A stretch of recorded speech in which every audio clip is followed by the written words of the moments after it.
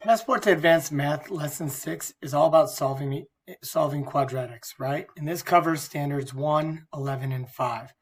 So, sophomore year, Math 2, you guys have solved a lot of quadratics, all right? And this is kind of a refresher real quick. So let's take a look. Quadratic equation is an equation that can be written in this form. Remember, you don't have to have a bx term. Now, a majority of them that I see have a bx term. Therefore, we're not going to talk about the square root method. But when we look at this, a solution to a quadratic is the value of the variable or variables that make the equation true. A quadratic can have anywhere from no solution to one solution or two solutions. Okay, now if you remember, graphically, the solutions could be represented as no solution means the quadratic will not cross the x-axis. If it has one solution, right, this is one solution, the vertex of the quadratic will be on the x-axis. If it has two, right, this quadratic will cross the x-axis twice. Now, when you look at it graphically, all right, when we set it equal to 0, the solutions again represent the x-intercepts of the graph, which means graphing is one method to solve. It's basically set it equal to 0, graph it, look for the x-intercepts. Another method is factoring, where we set it equal to 0, you factor the quadratic, then you set each factor equal to 0 and solve. The last one can be used at all times. Set it equal to 0, then you're going to plug a, b, and c into the quadratic formula and then simplify. And if you look here, this is the quadratic formula. Now the SAT does kind of, put a lot of no calculator problems here. So you have to be very careful when you're preparing for this, because you have to memorize, right, that quadratic formula. So the optional strategy is to work backwards from the given solution if possible. And I'll talk about that a little bit through some examples. So the first example here, what are the solutions of the quadratic equation 4x squared minus 8x minus 12 equals 0? This is a no calculator problem. So how do we approach this? Well, using that optional strategy, it's actually not bad the way they give you your answers. If I take and plug 1 in, I'll just take 1 and plug it in. So does 4 times 1 squared minus 8 times 1 minus 12, does that equal 0? Well, 1 squared is 1. 4 times 1 is 4. Minus 8 minus 12, does that equal 0? Well, this is going to give you negative 4 minus 12. Does this equal 0? No. So you know letter C and D cannot be your answer right away. If I look, I know x equals negative 1. Has to be an answer. So now I'm just going to start with the positive number 3 and plug it in and look for a true statement. So is 4 times 3 squared minus 8 times 3 minus 12 going to equal 0? Well, 3 squared is 9. 4 times 9 is 36. Minus 8 times 3 is 24. Minus 12. 36 minus 24 is 12. Is 12 minus 12 equal to 0? Yes. Therefore, I know both negative 1 and 3 will make that equation true. Therefore, it is my solution. Hypothetically, if I didn't know to do that, how would I solve this? Well, what I would do is either use quadratic formula or see if it's factorable. So I would factor out the GCF first and say 4 times, divide everything by 4, and I would get x squared minus 2x minus 3 equals 0. Is this factorable? Are there numbers that multiply to give me 3 and add up to negative 2? That would be x minus 3 times x plus 1 equals 0. And right away, when I set these equal to,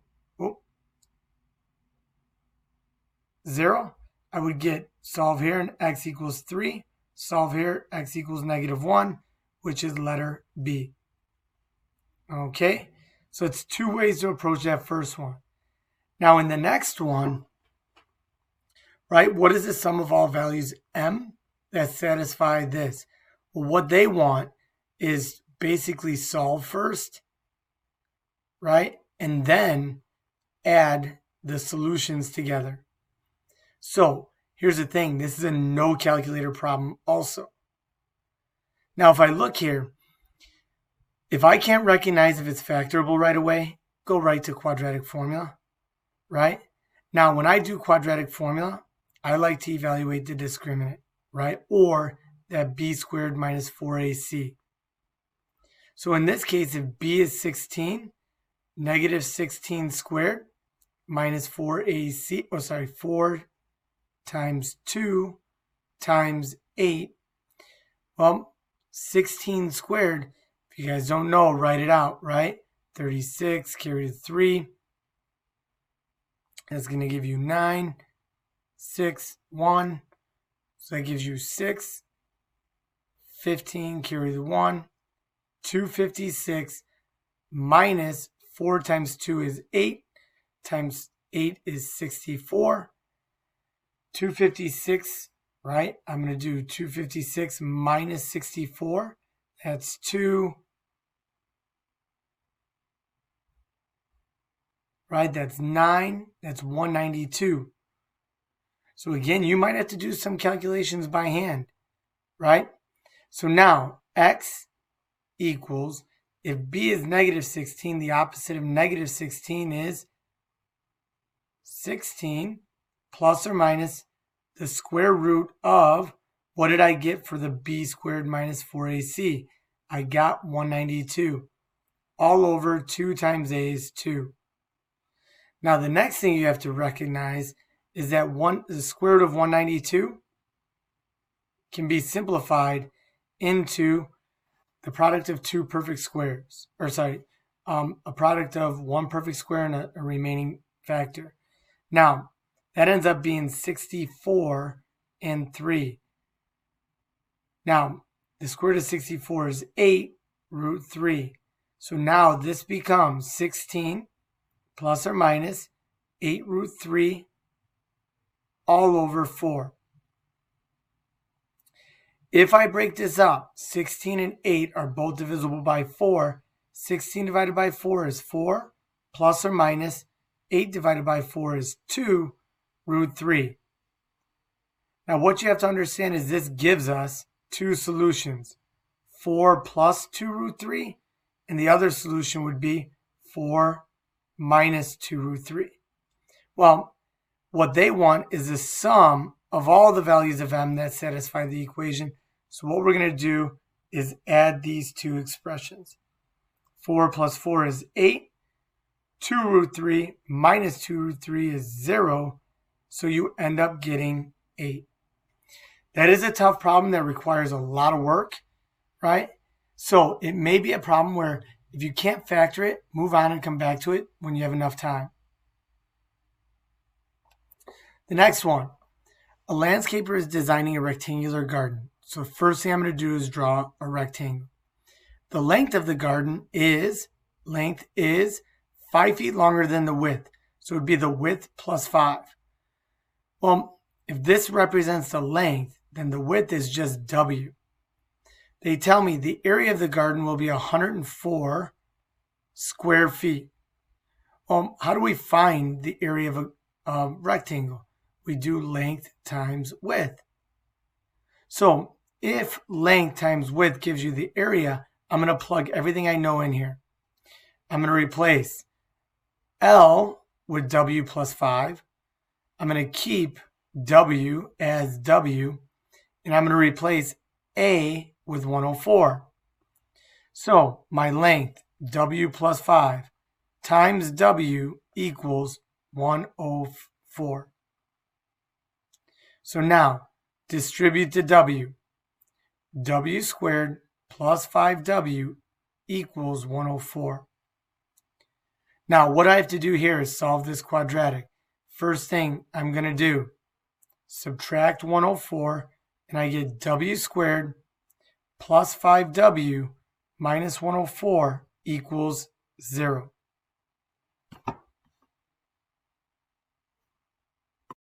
Now this is factorable. I could use a quadratic formula or factor it by finding numbers that multiply to give you negative 104 and add up to 5. Now I'm going to give you a little hint here, right? I'm going to stay away from, I'll factor it right now just to show you that it ends up being w plus 13 times w minus 8 equals 0. So w equals negative 13 and w equals 8. Now, here's the thing. When I look at this, those might not be able to, you might not be able to get those quickly off the top of your head. So what's a faster way to look at potentially doing this? Okay, let's take a look at that. So as soon as I get, right, an easier way to solve that, as soon as I get to this equals 0, what I'm going to do is I'm going to go to my calculator. Now I know one solution is going to, because 104 is negative, I know one sign has to be positive, the other has to be negative, which means I'm going to get a negative solution and a positive solution. So thinking logically about that, what I'm going to do is go to my calculator and I'm going to plug in x squared plus 5x minus 104, and right away I'm going to hit graph. And when I hit graph, notice I only see one solution here, but I know the other solution is going to be negative and somewhere probably over further than my standard window. So what would this solution be at? 1, 2, 3, 4, 5, 6, 7, 8. I could also go to my table and notice when I go to an x value of 8, y is 0. And I could also continue going down to see when x is negative 13, y is 0. Therefore, I know I can only have a positive length. So right away, I would know that w has to equal 8. But now it's asking me for the length. The length would be the 8 plus 5, which is 13. Okay, so in the grid of response, I would put 13 in. Now the next one. This one's a little chaotic, right? And I'm going to just try and give you hints for this one. So first, know and understand that the quadratic formula could also be written as the opposite of b over 2a plus or minus the square root of b squared minus 4ac all over 2a. Now, when I look at this, this might be a problem that I'm going to probably anticipate a majority of kids, guessing on it. So what I'm just going to do is say, let's focus on this part first. So here's a, here's b, and when I subtract 2p, it's going to be minus 2p, right? So it would be x squared minus k over 2x minus 2p equals 0. So a is 1, b is negative k over 2, and c is negative 2p. So right away, I'm just going to say, well, if b is negative k over 2, the opposite of k over 2 is going to be, opposite of negative k over 2 is k over 2, all divided by 2 times 1. So this part would be k over 2 divided by 2, which we talked about early, would be k over 2 divided by 2, which we changed to k over 2 times, take the reciprocal of 2 over 1, 1 over 2, that's going to give me k over 4. Just by doing that, we know this won't be right and this won't be right. So now, we know we have k over 4 plus or minus. Now we got to evaluate all of this. Okay, and with that, you end up getting the square root of negative k over 2 all squared minus 4 times a is 1 times c is negative 2p. And this is all over 2 times 1. Now when I simplify this inside, that gives me k squared over 4. So we get the square root, k squared over 4. Then a negative times a positive times a negative is plus, right? 8p over 1. Now we're going to add these fractions by making this k squared over 4 plus, I'm going to multiply both of these by 4 to get a common denominator, 32p over 4. So now we end up with the square root of k squared over 4 plus 32p over 4, which can now be written as k squared plus 32p all over 4. Now, right now, we can't take the square root of the numerator of that. But what is the square root of 4 going to be? 2. So now, remember, this ends up being the square root of k squared plus 32p all over 2. But then this is all over 2. And if we go back to what we talked about up here, you end up getting k over 4 plus or minus the square root of k squared plus 32p all over 4, which is the letter B.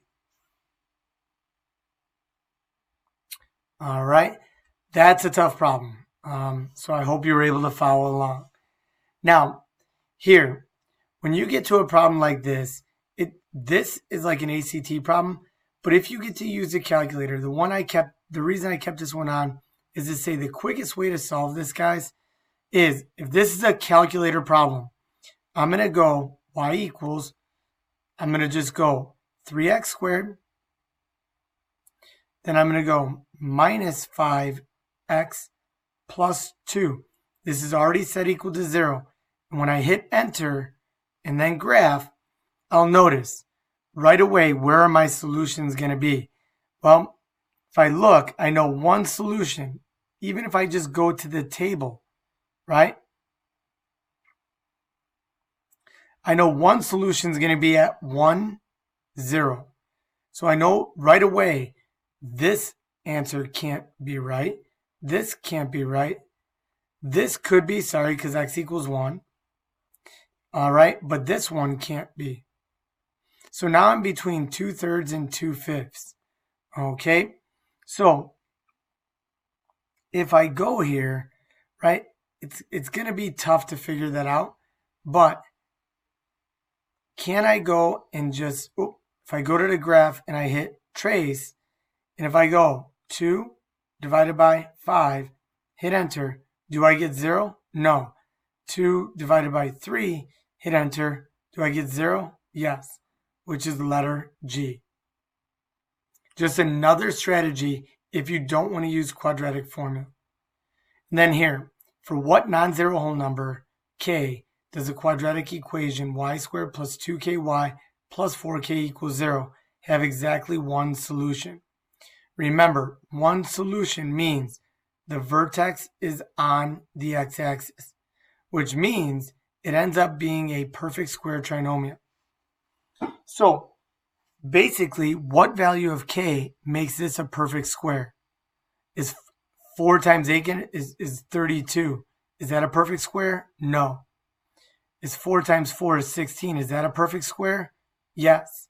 I'm just going to go through and see if any others give me a perfect square. Is 4 times 2 a perfect square? No. Is 4 times -4 a perfect square? Yes. 4 times -8? No. So now, if I look, right, what I'm going to do is go to my calculator, and I'm going to put these expressions in. I'm going to go x squared plus, what is 2 times +4? 8x plus 4 times 4 is 16, and I hit graph. Does that have the vertex on the x-axis? Yes. And right away, if you look at the other one, if I put -4 in, right, that would give me -8. Then that would give me 4 times -4 would be -16. If I hit graph, that does not give me one solution. so I know it has to be positive 4. Just some strategies on how to approach some of these problems.